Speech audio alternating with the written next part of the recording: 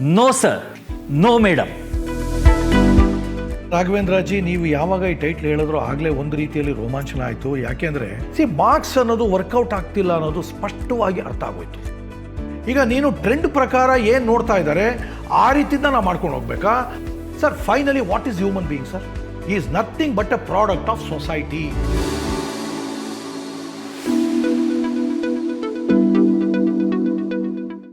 No sir, madam. ವಿಶೇಷ ಕಾರ್ಯಕ್ರಮಕ್ಕೆ ಸ್ವಾಗತ. ನಾನು ರಾಘವೇಂದ್ರ ಗುಡಿ.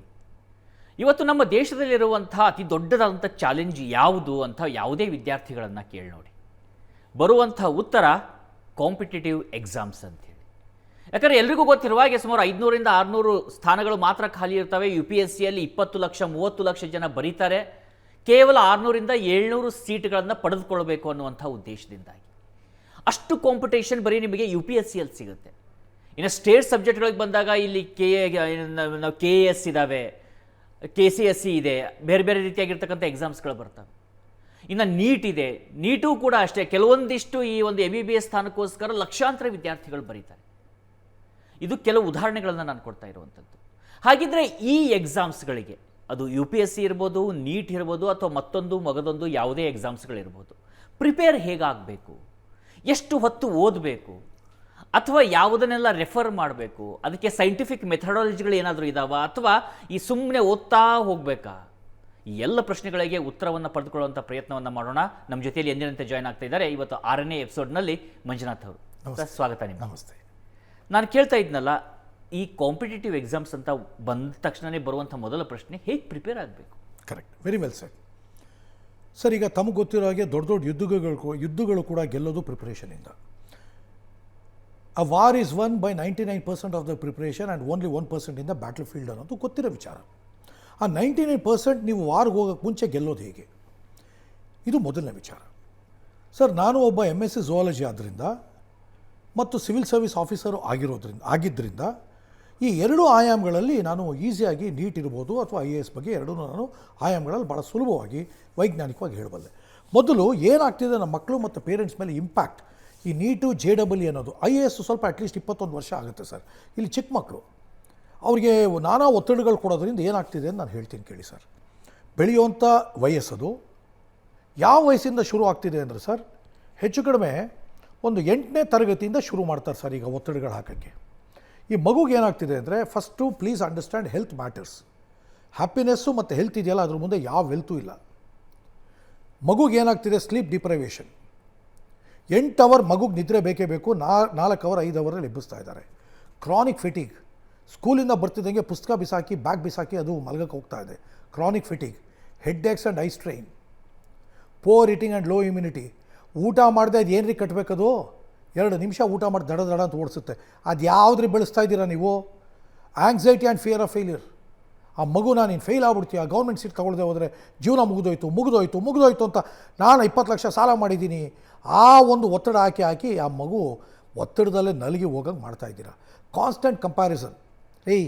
ಯಾವನು ಏನಾದರೂ ಆಗಲಿ ರೀ, ನಿಮ್ಮ ಮಗು ನಿಮಗೆ ಚಿನ್ನ ರೀ, ಆ ಚಿನ್ನನ ವಜ್ರನ ಹೆಂಗೆ ಬೆಳೆಸ್ಬೇಕು ಅದನ್ನು ಮಾತ್ರ ನೋಡಿರಿ. Mood swings and irritability. ಹೆಣ್ಮಕ್ಳಿರಲಿ ಗಂಡು ಮಕ್ಳಿರಲಿ ಹೈಯೆಸ್ಟ್ ಮೂಡ್ ಸ್ವಿಂಗ್ಸ್ ಹೋಗ್ತಾ ಇದ್ದಾರೆ. ಆಂಗ್ಸೈಟಿ ಬಗ್ಗೆ ನ್ಯಾಷನಲ್ ಹೆಲ್ತ್ ಸರ್ವೆ ರಿಪೋರ್ಟು ನಿಮ್ಮ ಮುಂಚೆ ಹೇಳಿದ್ದೀವಿ. ಸ್ಟಡಿ ಮಾಡಿ ಇವೆಲ್ಲ ಏನೇನು ಹೇಳ್ತಾ ಇದ್ದೆ, ನಾನು ಹೇಳ್ತಾ ಇಲ್ಲ. ಸ್ವಲ್ಪ ಒಂದು 5 ನಿಮಿಷ ಟೈಮ್ ತೊಗೊಂಡು ನಿಮ್ಮ ಮಕ್ಕಳ ಮೇಲೆ ಏನೇನಾಗುತ್ತೆ ಅನ್ನೋ ಸ್ವಲ್ಪ ರಿಸರ್ಚ್ ಮಾಡಿ ದಯವಿಟ್ಟು. ಸುಮ್ಮನೆ ಮಕ್ಕಳನ್ನ ಹೆರೋದು ಮುಖ್ಯ ಅಲ್ಲ, ಮಕ್ಕಳನ್ನ ಸರಿಯಾಗಿ ಬೆಳೆಸೋದು ಮುಖ್ಯ. Loneliness and isolation. ಏನು ರೀ 14 ತಾಸು ಅಂತ ಹೆಚ್ಚು ಕಡಿಮೆ 5ರಿಂದ 6 ವರ್ಷ ಮಕ್ಕಳು ಕೋಣೆ ಮುಚ್ಕೊಂಡು ಓದೋಕ್ಕೆ ಶುರು ಮಾಡಿಬಿಡ್ತಾರೆ. Reduced hobbies and social life ಇಲ್ಲ. ಒಂದು ಫಿಲಮ್ಗೆ ಹೋಗಲ್ಲ, ಒಂದು ಮ್ಯೂಸಿಕ್ ಕೇಳಲ್ಲ, ಅಥವಾ ಒಂದು ಯಾವುದೋ ಡ್ರಾಮಾ ನೋಡಲ್ಲ, ಯಾವುದೋ ಒಂದು ಫಂಕ್ಷನ್. ಇನ್ನೊಂದು ಸಲ ಟ್ರೆಂಡು, ಯಾವುದೇ ಫಂಕ್ಷನ್ಗೆ ಹೋದರೂ ಮಕ್ಕಳನ್ನ ಬಿಟ್ಬಿಟ್ಟು ಹೋದರೆ ಮನೇಲಿ ಕೇಳ್ತಾರೆ, ನಿಮ್ಮ ಮಗಳು ನೀಟಿಗೆ ರೆಡಿ ಆಗ್ತಿರ್ಬೇಕಲ್ವಾ, ನಿಮ್ಮ ಮಗಳು JEE ರೆಡಿ ಆಗ್ತಿರ್ಬೇಕಲ್ವ. ಇವು ಖುಷಿ. ಎಲ್ಲೂ ಫಂಕ್ಷನ್ಗೆ ಬರದೆ ರೆಡಿ ಆಗ್ತಿದೆ ಅಂದರೆ ಮನೇಲಿ ಖುಷಿ. ಬರ್ನೌಟ್ ಅಟ್ ಎ ಎಂಗೇಜಲ್ಲೇ ಬರ್ನೌಟ್. ಇದು ಮಕ್ಕಳಿಗೆ ಸಂಬಂಧಪಟ್ಟಿದ್ದು. ಪೇರೆಂಟ್ಸ್ಗೆ ಏನಾಗ್ತಿದೆ, ಹೆವಿ ಎಕ್ಸ್ಪೆಂಡಿಚರ್. ಅಲ್ಲ, ನಾವೀಗ ಪೇರೆಂಟ್ಸ್ಗೆ ಹೋಗೋಕ್ಕಿಂತ ಮುಂಚಿತವಾಗಿ ಇದ್ರ ಬಗ್ಗೆ ಇನ್ನೂ ಸ್ವಲ್ಪ ಮಾತನಾಡೋಣ. ಈಗ ನೀವು ಫ್ಯಾಟಿಗ್ ಅಂತ ಹೇಳಿದ್ರಿ, ಕ್ರಾನಿಕ್ ಫ್ಯಾಟಿಗ್ ಅಂತ ಹೇಳಿದ್ರಿ. ಇದನ್ನು ನಾವು ಇನ್ನೂ ಸ್ವಲ್ಪ ಇನ್ ಡೀಟೇಲ್ ಆಗಿ ಕನ್ನಡದಲ್ಲಿ ಎಕ್ಸ್ಪ್ಲೇನ್ ಮಾಡ್ತಾ ಹೋಗೋದಾದ್ರೆ, ಮತ್ತೊಂದು ಬಾರಿ ಪ್ರತಿಯೊಂದು ಕೂಡ ನೀವು ಕನ್ನಡದಲ್ಲಿ ಅದನ್ನು ಎಕ್ಸ್ಪ್ಲೇನ್ ಮಾಡ್ತಾ ಹೋಗೋದು. ಆಯಿತು ಸರ್, ಆಯಿತು, ನೋ ಪ್ರಾಬ್ಲಮ್. ಸರ್, ಸ್ಟ್ರೆಸ್ ಅಂದರೆ ಏನು ಅಂದರೆ, ನಾನು ಆಗ್ತೀನ ಗೆಲ್ಲುವ ಮೊದಲನೇದು ಅವ್ರು ಸ್ಟಾರ್ಟ್ ಆಗೋದು ಸ್ಟ್ರೆಸ್ಸು. ನಾವು ಆಗ್ತೀನ ಇಲ್ವಾ ಅನ್ನೋ ಗೊಂದಲ ಮತ್ತು ಓವರ್ ಥಿಂಕಿಂಗ್. ಓವರ್ ಥಿಂಕಿಂಗ್ ಅಂದರೆ ಗೊಂದಲ ಮತ್ತು ಅದರ ಬಗ್ಗೆ ತುಂಬ ಅತಿಯಾಗಿ ಯೋಚನೆ ಮಾಡೋದು. ಮತ್ತು ಅವ್ರಿಗೆ ಭಯ ಇದೆ, ಆಲ್ರೆಡಿ ವಿಶ್ವಾಸ ಕಡಿಮೆ ಇದೆ. ಮತ್ತು ಬರ್ನೌಟ್ ಟೆಂಡೆನ್ಸಿ ಅಂದರೆ ಆಲ್ರೆಡಿ ಅವ್ರಿಗೇನು ಅವರ ಒಂದು ಎನರ್ಜಿ ಅಥವಾ ಆ ಶಕ್ತಿ ಏನಿರ್ತದೋ ಒಳಗಡೆ ಫ್ಯೂಯಲ್ಲು ಇಂಧನ, ಆ ಇಂಧನಕ್ಕೆ ಮೀರಿ ಆ ಮಗು ಸುಸ್ತಾಗ್ತಾ ಇದೆ. ಇದರಿಂದ ಏನಾಗುತ್ತೆ, ಸ್ಲೀಪ್ ಕರೆಕ್ಟಾಗಿ ಮಲಗೋಕ್ಕಾಗಲ್ಲ ಮತ್ತು ಅದರ ನಿರೋಧಕ ಶಕ್ತಿ, ರೋಗ ನಿರೋಧಕ ಶಕ್ತಿ ಅದು ಕಡಿಮೆ ಆಗ್ತಾ ಇದೆ. ಮತ್ತು ಹಾರ್ಮೋನಲ್ ಇಂಬ್ಯಾಲೆನ್ಸ್, ಹೈಯೆಸ್ಟ್ ಹಾರ್ಮೋನ್ ಅಂದರೆ ಒಳಗಡೆ ಏನಿದೆ ಪ್ರೊಜೆಸ್ಟರಾನ್, ಎಸ್ಟ್ರೋಜನ್, ಅವು ಇವೆಲ್ಲ ಏನು ಉತ್ಪತ್ತಿ ಆಗ್ತದೆ ಅದು ಪೀಕ್ ಪೀರಿಯಡು. ಯಾವಾಗಿಂದ 14-13 ವಯಸ್ಸಿಂದ 19 ವಯಸ್ಸು ಪೀಕ್ ಹಾರ್ಮೋನಲ್ ಎಕ್ಸ್ಚೇಂಜ್ ಆಗುವಂಥ ವಯಸ್ಸದು. ಆಗ ಹಾರ್ಮೋನಲ್ ಇಂಬ್ಯಾಲೆನ್ಸ್ ಆಗುತ್ತೆ.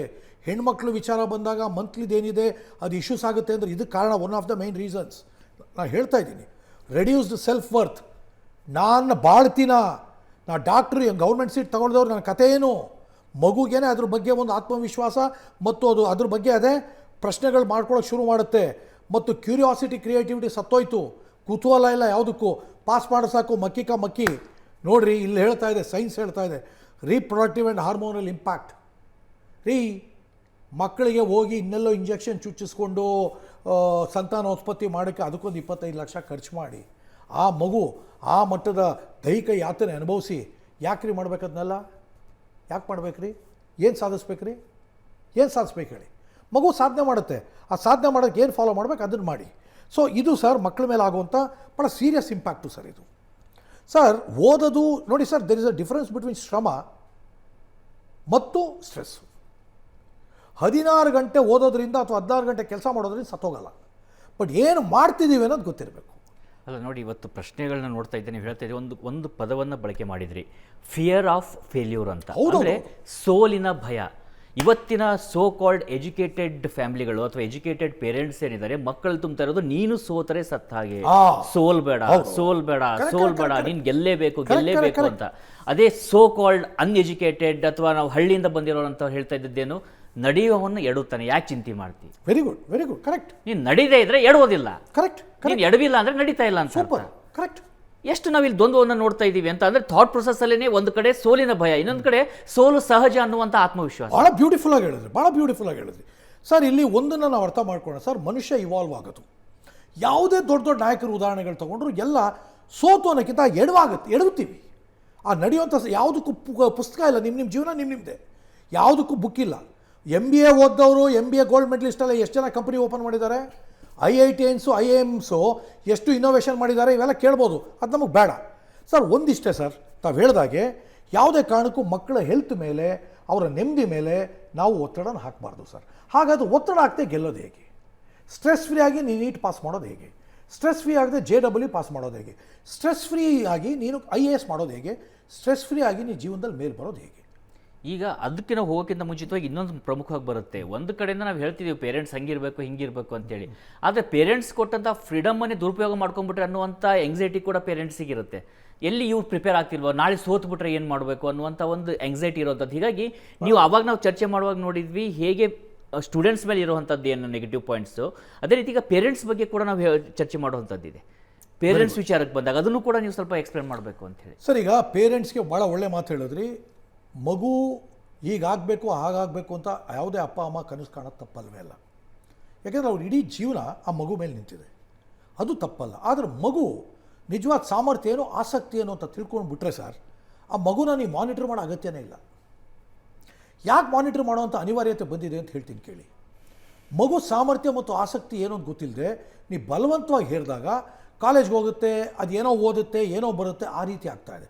You don't have to monitor sir. ಈಗ ನಮ್ಮ ಅಪ್ಪ ಅಮ್ಮ ನಮಗೇನು ಮಾನಿಟರ್ ಮಾಡಿಲ್ಲ ಸರ್. ಇವತ್ತು ಆ ಮಟ್ಟಿಗೆ ಮಾನಿಟರ್ ಮಾಡಿ, ನಾನು ಹೇಳಿದ್ನಲ್ಲ, ಅವ್ರಿಗೇನೋ ಮಾನದಂಡ, ನನ್ನ ಮಕ್ಕಳು ಎಲ್ಲೂ ಬರ್ತಾ ಇಲ್ಲ, ಕೋಣೆ ಸೇರಿಕೊಂಡು 14 ಗಂಟೆ ಓದ್ತಿದ್ದಾರೆ, ಇದೊಂದೇ ಮಾನದಂಡ, ಅದು ಮಾನದಂಡ ಅಲ್ಲ. ಬಟ್ ತಾವು ಹೇಳಿದಾಗ ಆಂಗ್ಸೈಟಿ ಪೇರೆಂಟ್ಸ್ಗೆ ಯಾಕೆ ಕಾರಣ ಅಂದರೆ, ಮಕ್ಕಳು ರಿಯಲ್ ಎಬಿಲಿಟಿ ಅಂದರೆ ಸಾಮರ್ಥ್ಯ ಮತ್ತು ಆಸಕ್ತಿ ಎರಡೂ ಗೊತ್ತಿಲ್ಲದೆ ಇರೋದ್ರಿಂದ ನೀವು ಬರೀ ಅಡ್ಡೇಟ್ ಮೇಲೆ ಗುಡ್ ಡೇಟ್ ಅಂತ ಏನಂತೀವಿ, ಅಡ್ಡೇಟ್ ಮೇಲೆ ಗುಡ್ ಡೇಟೇ ಹೊಡ್ಕೊಂಡು ಹೋಗ್ತಾ ಇದ್ದೀರಾ, ಕಣ್ಣಿಗೆ ಬಟ್ಟೆ ಕಟ್ಕೊಂಡು ನಡೀತಿದ್ದೀರಾ. ಅದು ಮಾಡೋದೇ ಬೇಡ. ನಾನು ನಿಮ್ಗೆ ಹೇಳ್ತಾ ಇದ್ದೀನಿ, ಭಾಳ ಗಂಭೀರವಾಗಿ ಕೇಳಿಸ್ಕೊಳ್ಳಿ ಪೋಷಕರೇ ಮತ್ತು ಸ್ಟೂಡೆಂಟ್ಸ್. ನೀವು ನೀಟು JEE ಆಗಬೇಕು ಅಂದರೆ 64 ಸಾಮರ್ಥ್ಯಗಳನ್ನ 2ನೇ ಎಪಿಸೋಡಲ್ಲಿ ನಾವು ಹೇಳಿದ್ವು, ಇಂಡಿಯಾ ವರ್ಸಸ್ ಬೇರೆ ದೇಶಗಳ ಕಂಪ್ಯಾರಿಸನ್ ಮಾಡಿದಾಗ. ಈಗ ನೀವು ನೀಟು ಮತ್ತು JEE ಹೇಳಿದಾಗ ಈ ಒಂದು 10 ಟಾಪ್ ಎಬಿಲಿಟೀಸ್ನ ಹೇಳ್ತೀನಿ, ಇದು ನಿಮಗೆ ನೀವೇ, ಇದು ಮಾರ್ಕ್ಸಲ್ಲಿ ನಿಮಗೆ ಗೊತ್ತಾಗಲ್ಲ. ಸೈನ್ಸಲ್ಲಿ 99% ಆದರೂ ಕೂಡ ಇದಕ್ಕೂ ಅದಕ್ಕೂ ಲಿಂಕೇ ಇಲ್ಲ. That is why we are saying we are world's first. ನಾವು ನಿಮ್ಮ ಎಬಿಲಿಟಿಗಳು ಹೇಳ್ತೀವಿ ಆದ್ಮೇಲೆ ನ್ಯಾಷನಲ್ ಬೆಂಚ್ ಮಾರ್ಕ್ ನೀವು ಗೌರ್ಮೆಂಟ್ ಸೀಟ್ ತೊಗೋಬೇಕು IIT ಅಥವಾ ನೀಟಲ್ಲಿ ನೀವು ತೊಗೋಬೇಕು ಅಂದರೆ ಅಲ್ಲಿ ಕಾನ್ಸಂಟ್ರೇಷನ್ ಲೆವೆಲ್ 92% ಇರುತ್ತೆ. ಎಲ್ಲಿ? ಅಲ್ಲಿ. ನೀವು ಎಷ್ಟರಲ್ಲಿದ್ದೀರಾ ಅಂತ ನಿಮ್ಗೆ ಹೆಂಗೆ ಗೊತ್ತು? ಯಾರದನ್ನ ಮೆಷರ್ ಮಾಡ್ತಾರೆ? ಮೆಮೊರಿ ಎರಡನೇದು, ಆಪ್ಟಿಟ್ಯೂಡ್, ಹೈ ಆಪ್ಟಿಟ್ಯೂಡ್ ಬೇಕು. ಮೆಮೊರಿ ಎಷ್ಟು ಕಾನ್ಸಂಟ್ರೇಷನ್. ಈಗ ನೀವು 12 ಗಂಟೆ ಓದಿದ್ರಿ ಸರ್, ರಿಯಾಲಿಟಿ ಏನು ಗೊತ್ತಾ sir? Unless you love something you cannot work for 12 hours. ಒಪ್ಕೋತೀರಾ ಸರ್? ಈಗ ಮೀಡಿಯಾದಲ್ಲೂ ಎಷ್ಟೋ ಜನ 12 hours ವರ್ಕ್ ಅಂತ ಮಾತಾಡ್ತೀವಿ, ಬರ್ನೌಟ್ ಎಷ್ಟು ಜನ ಹೊಟ್ಟೋಗಿದ್ದಾರೆ ಸರ್ ಮೀಡಿಯಾ ಬಿಟ್ಟು? ಮೀಡಿಯಾದಲ್ಲಿ ಪ್ಯಾಷನ್ ಇರೋರು ಮಾತ್ರ 12 ಗಂಟೆ ವರ್ಕ್ ಮಾಡ್ತಾ ಉಳ್ಕೊಂಡಿದ್ದಾರೆ. ಒಪ್ಕೋತೀರಾ ಸರ್? ಯಾಕಂದ್ರೆ ಅವಾಗ ನಿಮ್ಗೆ ಅದು ವರ್ಕ್ ಅನ್ಸೋದಿಲ್ಲ. ಕರೆಕ್ಟ್. ಅದನ್ನ ಎಂಜಾಯ್ ಮಾಡ್ತೀರಾ ನೀವು. ಕರೆಕ್ಟ್. ಹಾಗೆ ಇಲ್ಲಿ IT ಅವ್ರಿಗೆ ಯಾಕೆ ಸರ್ 8 ಅವರಿಗೆ ಸುಸ್ತು ಅಂತಾರೆ? Because they are not enjoying that. Who ever enjoys they do not care about timings. ಕರೆಕ್ಟಾ ಸರ್? ಈಗ ಫಿಲ್ಮ್ಗೆ ಹೋದಾಗ ನೀವು ಸರ್, ಫಿಲ್ಮ್ಗಳನ್ನ ನಾವು ನೋಡೋಕ್ಕಲ್ಲ, ಒಬ್ಬೊಬ್ಬ ಡೈರೆಕ್ಟರ್ಗಳ ಒಂದೊಂದು ಮೂವಿ ಮೇಲೆ ಸರ್ 6-7 ವರ್ಷ ವರ್ಕ್ ಮಾಡ್ತಾರೆ. ಹೆಂಗೆ ವರ್ಕ್ ಮಾಡ್ತಾರೆ ಸರ್? ಆ ಕನಸಿಂದ ಹೊರಗಡೆ ಬರೋದೇ ಇಲ್ಲ. ಅದು ಬೇಕು, ಕಾನ್ಸಂಟ್ರೇಷನು ಮತ್ತು ಮೆಮೊರಿ. ಮತ್ತು ಮೂರನೇದು attention to detail sir. Particular ಹೋದಾಗ ನೀನು ಎಕ್ಸಾಮ್ಗೆ ಹೋಗೋಕ್ಕೆ ಮುಂಚೆ ಸರ್, ಎಕ್ಸಾಮಲ್ಲಿ ಹಿಂಗೆ ಪರ್ಫಾರ್ಮ್ ಮಾಡ್ತೀಯಾ ಅಂತ ಇಲ್ಲಿವರೆಗೆ ಸರ್ಟಿಫಿಕೇಟ್ ಕೊಡೋರು ಯಾರು ಸರ್? ನಾವು ಕೊಡ್ತೀವಿ sir. Your exam performance also we measure now itself. ಎಕ್ಸಾಮ್ ಪರ್ಫಾರ್ಮೆನ್ಸಲ್ಲಿ ನೀನು ನಾಲೆಡ್ಜ್ಗಿಂತ ಹೆಚ್ಚಾಗಿ ಹೌ ಯು ಬಿಹೇವ್, ನಿಮ್ಮ ಎಬಿಲಿಟಿ ಪ್ಯಾಟರ್ನ್. ಉದಾಹರಣೆಗೆ ಅಟೆನ್ಷನ್ ಟು ಡೀಟೇಲ್ ನೋಡಿ ಸರ್, ನೆಗೆಟಿವ್ ಮಾರ್ಕಿಂಗ್ ಇದೆ ಸರ್ ಈ ಎಲ್ಲ ಎಕ್ಸಾಮ್ಸಲ್ಲೂ. ನೆಗೆಟಿವ್ ಮಾರ್ಕಿಂಗ್ ಇದ್ದಾಗ ನೀನು 100 ಪ್ರಶ್ನೆಯಲ್ಲಿ 20 ಪ್ರಶ್ನೆ ಅಟೆನ್ಷನ್ ಟು ಡೀಟೇಲ್ ಕೊಡದೆ, ಅಟೆನ್ಷನ್ ಟು ಡೀಟೇಲ್ ಒಂದು ಸಣ್ಣ ಪದನ ಇವ್ರು ಅರ್ಥ ಮಾಡಿಕೊಂಡು 20 ಮಾರ್ಕ್ಸ್ ರಾಂಗಾಗಿ ಮಾಡಿದ್ರೆ they lose 20 marks. So attention to detail is third important ability we check sir, ಯಾರಿಗೆ ಮಕ್ಳಿಗೆ ಬಂದರು. Next critical and analytical thinking. ಇದು ಏನಕ್ಕೆ ಬೇಕು? ಇದ್ರ ಮೋಸ್ಟ್ ಇಂಪಾರ್ಟೆಂಟ್ ಯಾಕೆ ಬೇಕು ಅಂದರೆ, ನೀನು ನೋಡಿ ಸರ್, ಮಕ್ಕಿ ಮಾಡ್ತಾ ಇದ್ದಾರೆ ಸರ್, ಇವರಿಗೆ ಕಾನ್ಸೆಪ್ಟ್ ಅರ್ಥ ಮಾಡ್ಕೋಬೇಕು. ಉದಾಹರಣೆಗೆ what is the difference between a cell and a tissue? NEET ಓದೋರು ಕೇಳ್ತಾರೆ, what is the difference between a cell and tissue ಅಂತ ಕೇಳಿದ್ರು ಸರ್. ಇವಾಗ ಡೆಫಿನೇಷನ್ ಬಿಟ್ಟು ಇನ್ನೇನು ಗೊತ್ತಿಲ್ಲ ಸರ್, ಏನೂ ಗೊತ್ತಿಲ್ಲ. ಕೇಳಿ ಬೇಕಾದ್ರೆ ಯಾರ್ಯಾರು ಮಾಡ್ತಾರಲ್ಲ, ಇದು ಒಂದಿನ ಮಾಡೋಣ ಲೈವಲ್ಲಿ, ಏನೇನೋ ಮಾಡೋವಂಥದ್ದಿದೆ. ಮತ್ತು problem solving sir. Particularly JEE ಹೋಗೋರಿಗೆ problem solving is extremely essential. Physics ಮತ್ತು ಕೆಮಿಸ್ಟ್ರಿ ಇದ್ರ ಜೀವಾಳ. ಅಲ್ಲಿ ಸಮಸ್ಯೆ ಇದೆ, ಅದನ್ನು ಹೆಂಗೆ ಪರಿಹಾರ ಮಾಡ್ತೀಯ? ಇದು ಬಯಾಲಜಿಗಿಂತ ಫಿಸಿಕ್ಸ್ ಮತ್ತು ಕೆಮಿಸ್ಟ್ರಿಯಲ್ಲಿ ಜಾಸ್ತಿ ಬರುತ್ತೆ ಸರ್. ಇದು ಡಿಸಿಪ್ಲಿನ್ ಸರ್. ನೋಡಿ ಸರ್, ಯಾವತ್ತೋ ಒಂದು ದಿನ ನೀನು 16 ಗಂಟೆ ಓದೋದಲ್ಲ, ನೀ 6 ಗಂಟೆ ಓದೋ ದಿನ 6 ಗಂಟೆ ಪರ್ಫೆಕ್ಟಾಗಿ ಓದು. The discipline is very very important. Time management sir. ನೀನು ಅದೇ ಹೇಳೋದಲ್ಲ sir, preparation is 99% 1. If you win a war you need to prepare that way. ಇದು ಸನ್ಸು ಅಂತ ಒಂದು ಚೈನೀಸ್ ಫಿಲಾಸಫರ್ ಹೇಳಿರೋದು. See, if you have to win, victory is not in the battlefield, victory is in the planning and preparation. ಕರೆಕ್ಟಾ sir? Election ನೀವು ನೋಡಿದ್ರೆ voting ನಡೆಯೋದು ಒಂದೇ ದಿನ, ಮಾಡೋದು 3 ವರ್ಷ ಪ್ರಿಪೇರ್ ಆಗ್ತಾ ಇರ್ತಾರೆ. ಆ ಪ್ರಿಪ್ರೇಷನ್ ಬೇಕು. ಮತ್ತು ಟೈಮ್ ಮ್ಯಾನೇಜ್ಮೆಂಟ್ ಸರ್. ಆ 2 ಅವರ್ಸಲ್ಲಿ ನೀನು ಎಷ್ಟು ಎಫಿಷಿಯೆಂಟಾಗಿ ಟೈಮ್ನ ಬಳಸ್ಕೋತೀಯ. ಮತ್ತು ಎಲ್ಲದಕ್ಕಿಂತ ಮುಖ್ಯ ಸರ್, ಮೆಂಟಲ್ ಎಂಡ್ಯೂರೆನ್ಸ್. ಆ 2 ವರ್ಷ ಅದೇ ಮಟ್ಟದ ಸ್ಟೆಮಿನಾ ನೀ ಇಟ್ಕೊಂಡು ಹೋಗೋದಿದೆಯಲ್ಲ, ದಟ್ ಮೆಂಟಲ್ ಎಂಡ್ಯೂರೆನ್ಸ್ ಯಾರು ಚೆಕ್ ಮಾಡ್ತಾರೆ ಸರ್? ಇದನ್ನ ಯಾರು ಚೆಕ್ ಮಾಡ್ತಾರೆ ಸರ್? ನಾವು ಮಾಡ್ತೀವಿ. ಸೆಲ್ಫ್ ರೆಗ್ಯುಲೇಷನ್ ಅಂದರೆ ಏನು ಸರ್? ಯಾವ್ಯಾವ ಸಂದರ್ಭದಲ್ಲಿ ಎಂಥ ಡಿಸ್ಟ್ರಾಕ್ಷನ್ ಬಂದರೂ ಕೂಡ ಸರ್, ನೀನು ಜಾಲಿಯಾಗಿರೋದು ಬೇರೆ, ಡಿಸ್ಟ್ರಾಕ್ಟ್ ಆಗೋದು ಬೇರೆ.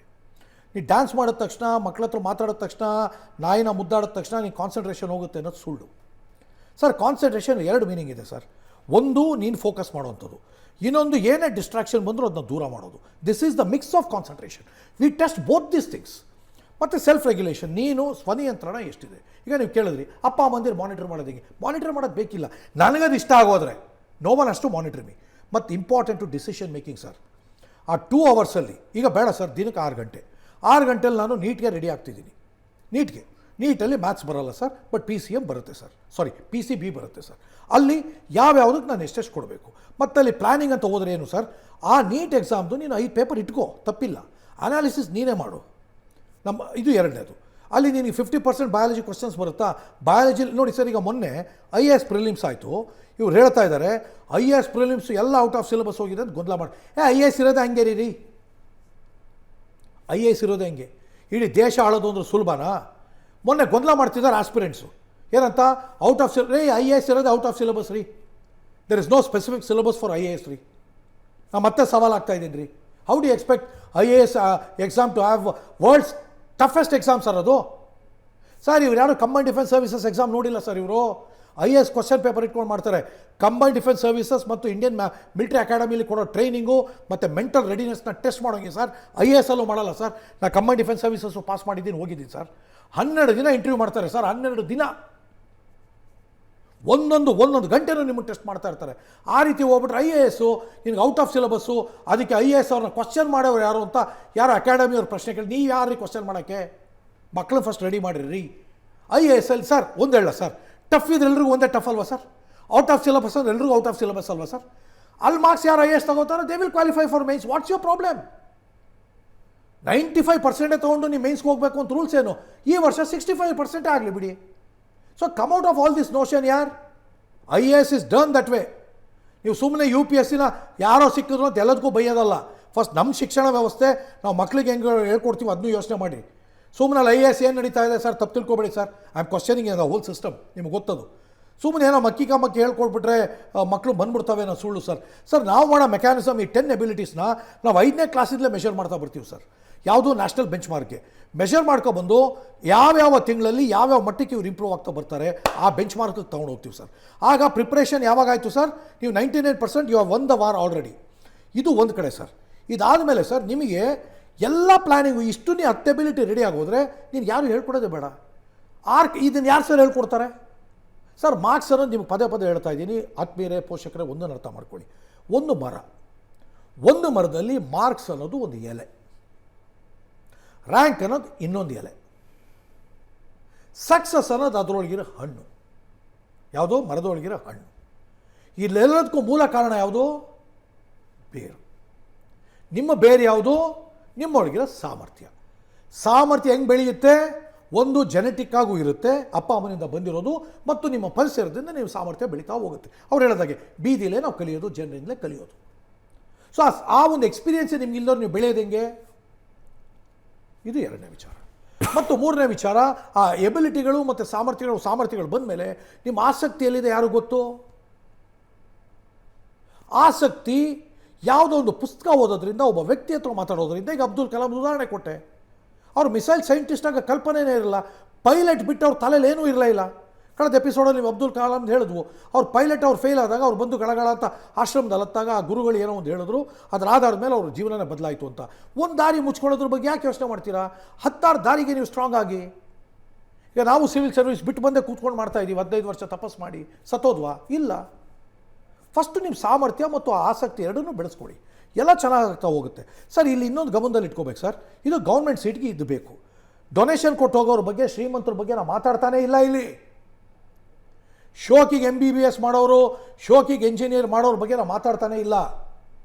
ಕನಸು ಕಟ್ಕೊಂಡು ಭವಿಷ್ಯ ಹಿಂಗೆ ಆಗಬೇಕು ಅಂತ ಬರೋರ ಬಗ್ಗೆ ನಾನು ಮಾತಾಡ್ತಾ ಇದ್ದೀನಿ. ಅವರುಗಳು ಅನಗತ್ಯವಾಗಿ ಗೊಂದಲ ಮಾಡ್ಕೊಳ್ಳೋಕೆ ಹೋಗಬೇಡಿ. ಶ್ರೀಮಂತರು ಎಕ್ಸ್ಪೆರಿಮೆಂಟ್ ಮಾಡಿದ್ರು ಬದುಕೋ ತಾಕತ್ತಿದೆ, ನಿಮಗೆ ನಮಗಿಲ್ಲ. ನಾವು ಬಡವರು. ಅದಕ್ಕೆ ನಾವು ಒಂದೊಂದು ಹೆಜ್ಜೆನೂ ಎಚ್ಚರದಲ್ಲೇ ಇಡಬೇಕು. ಮತ್ತು ಮೋಸ್ಟ್ ಇಂಪಾರ್ಟೆಂಟ್ ಏನು ಗೊತ್ತಾ ಸರ್? ಯಾವ ಮಟ್ಟಕ್ಕೆ ಇವ್ರು ಆಗಿದ್ದಾರೆ ಅಂದರೆ ಸರ್, ನೀಟಲ್ಲಿ ಒಂದು ವೇಳೆ ಗೌರ್ಮೆಂಟ್ ಸೀಟ್ ಮಿಸ್ ಆಯಿತು ಅಂದರೆ ಪ್ಲ್ಯಾನ್ ಬಿನೂ ಇಲ್ಲ ಸರ್ ಇವ್ರ ಹತ್ರ.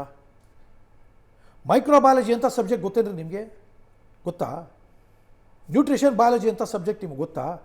ಇನ್ನು ಏನು ಬೇಡ, ಕರೆಕ್ಟ್ ನೀವು ಟಾಪ್ ನಾಚ್ ಮೈಕ್ರೋಬಯಾಲಜಿಸ್ಟ್ ಆದರೆ ನಿಮ್ಮ ಸಂಬಳ 1 ಕೋಟಿ ಕಣ್ರಿ ಆರಂಭದಲ್ಲೇ.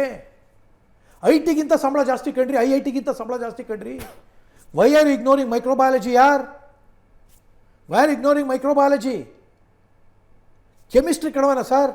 ಇಡೀ ಫಾರ್ಮಾ ಇಂಡಸ್ಟ್ರಿಗಳಲ್ಲಿ ಹುಡುಕದೆ ಕೆಮಿಸ್ಟ್ರು. ಒಬ್ಬ ಕೆಮಿಸ್ಟ್ ತಗೊಳ್ಳೋ ಸಂಬಳ ಒಬ್ಬ ಹಾರ್ಟ್ ಸರ್ಜನ್ ತೊಗೊಳಕ್ಕಾಗಲ್ಲ ರೀ. ಯಾರು ಹೇಳಿದ್ದು ನಿಮ್ಗೆ ರಾಂಗ್ ನೋಷನ್ ಕೊಡ್ತಾ ಇರೋದು? ಸೈನ್ಸಲ್ಲಿ ಆಸಕ್ತಿ ಬೆಳೆಸ್ಕೊಳ್ಳಿ, ಅದು ತಪ್ಪಲ್ಲ. ಸೈನ್ಸಲ್ಲಿ ಆಸ್ಟ್ರಾನಮಿ, ನಾಸಾದಲ್ಲಿ ಹೈಯೆಸ್ಟ್ ಇರೋದು ಯಾರು? 80% ಸೈಂಟಿಸ್ಟ್ ಇರೋದು ನಮ್ಮವರು. ಹೆಂಗ್ರಿ ಅವ್ರಿಗೆ ಇಸ್ರೋದಲ್ಲಿ ಕೆಲಸಕ್ಕೆ ಯಾವತ್ತಾರು ಟ್ರೈ ಮಾಡಿದ್ದೀರೇನ್ರಿ?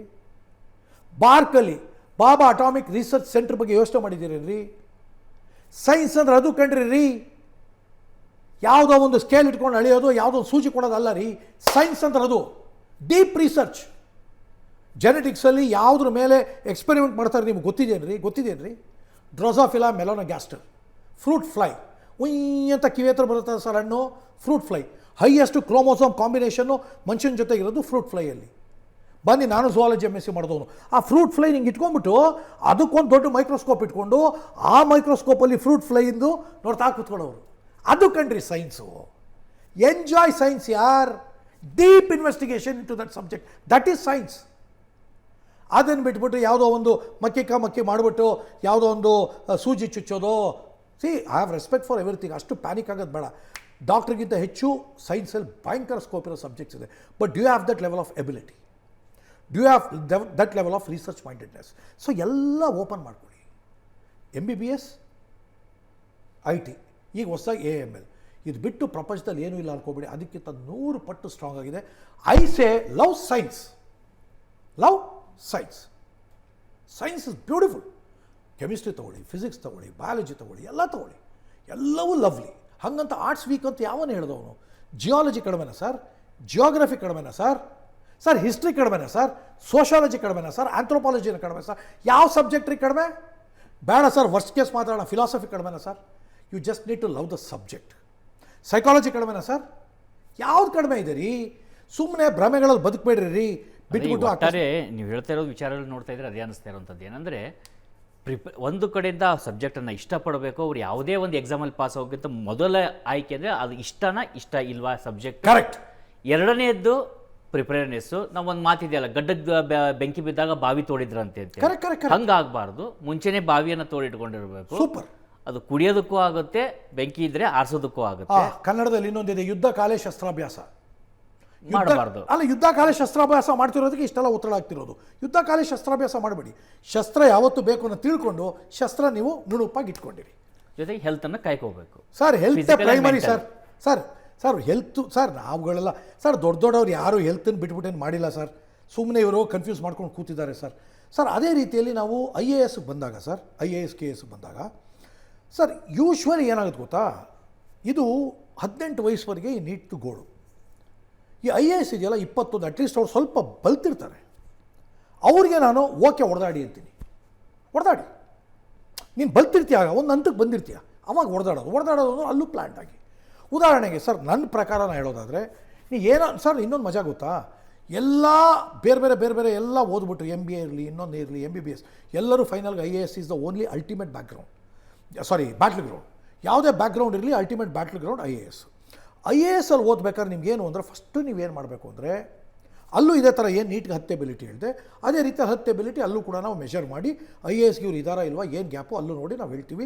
ಆಮೇಲೆ ಫಾರ್ ಯುವರ್ ಇನ್ಫಾರ್ಮೇಷನ್, ಒಂದು 500ಕ್ಕಿಂತ ಹೆಚ್ಚು IAS ಮತ್ತು KS ಆಸ್ಪಿರೆಂಟ್ಸು ನಮ್ಮ ಹತ್ರ ಈ ಗ್ಯಾಪ್ ಅರ್ಥ ಮಾಡಿಕೊಂಡು, ಆ ಗ್ಯಾಪ್ ಆಧಾರದ ಮೇಲೆ ಅವರನ್ನು ಸ್ಟ್ರೆಂಥನ್ ಮಾಡಿಕೊಂಡು ಎಕ್ಸಾಮಿಗೆ ರೆಡಿಯಾಗಿದ್ದಾರೆ. ಅದು ಎರಡನೇ ಪ್ರಕ್ರಿಯೆ.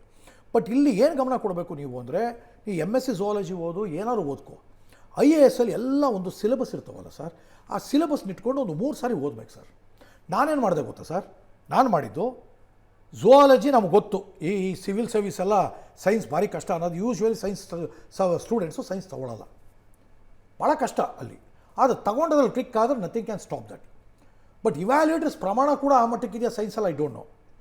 ಬಟ್ ನಾನು ಸಿಲೆಬಸ್ ನೋಡಿದಾಗ ಸರ್, ನಿಮ್ಮ ಮನಸ್ಸಿಗೆ ಇದು ಕುತೂಹಲ ಕೊಡುತ್ತೆ ನಿನಗೆ. ಉದಾಹರಣೆಗೆ ನನಗೆ ಕುತೂಹಲ ಕೊಟ್ಟಿದ್ದು ಯಾವಾಗ ಸಿವಿಲ್ ಸರ್ವಿಸ್ ತಗೊಂಡಾಗ ಸರ್, ನನಗೆ ಕುತೂಹಲ ಕೊಟ್ಟು ಮೊದಲನೇ ಸಬ್ಜೆಕ್ಟು ಜಿಯೋಗ್ರಫಿ. ಸೈನ್ಸ್ಗೂ ಜಿಯೋಗ್ರಫಿಗೂ ಭಾಳ ಲಿಂಕ್ ಇದೆ ಸರ್. ಸರ್ ಪರ್ವತಗಳು ಹೆಂಗೆ ಬಂದವು ಸರ್, ಒಂದು ಎಷ್ಟೋ ವರ್ಷ ಸರ್, ಹಿಮಾಲಯ ಹೆಂಗೆ ಉತ್ಪತ್ತಿ ಆಯಿತು ಮಕ್ಳಿಗೆ ಗೊತ್ತಿಲ್ಲ ಸರ್. ಒಂದು ಕಾಲದಲ್ಲಿ ಎಲ್ಲವೂ ಸಾಗರಗಳಾಗಿತ್ತು ಸರ್. ಆ ಎರಡು ಭೂ ಭಾಗಗಳು ಬಂದು ಒಂದಕ್ಕೊಂದು ಡಿಕ್ಕಿ ಹೊಡೆದು ಹಿಮಾಲಯ ಹಂಗೇ ಉತ್ಪತ್ತಿ ಆಯಿತು. ಇದು ಅರ್ಥ ಮಾಡ್ಕೋಬೇಕು ಸರ್.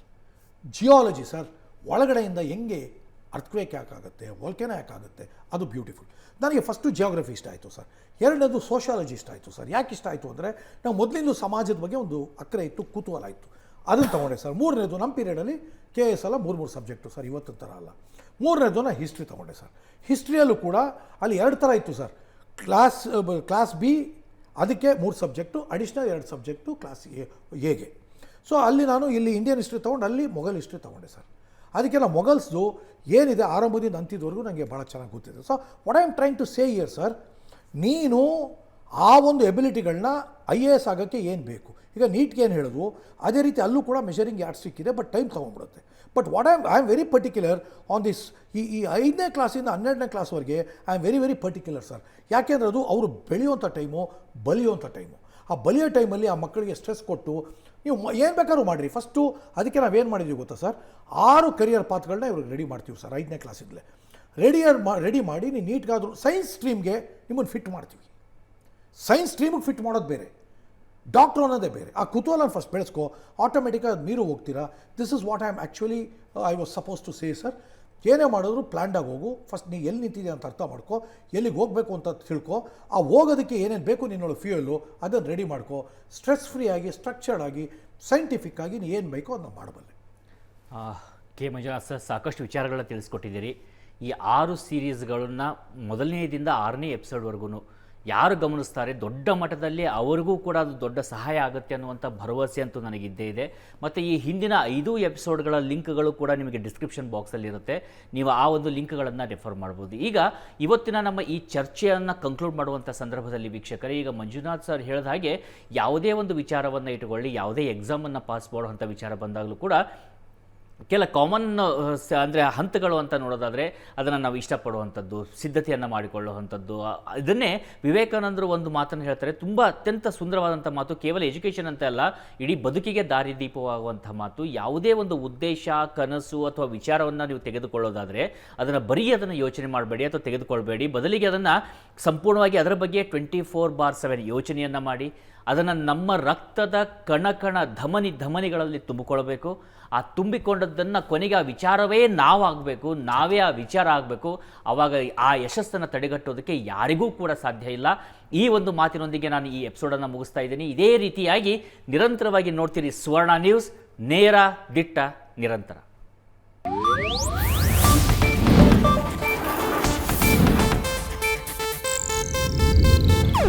ಇದು ಏಷ್ಯಾನೆಟ್ ನ್ಯೂಸ್ ನೆಟ್ವರ್ಕ್ ಪ್ರಸ್ತುತಿ.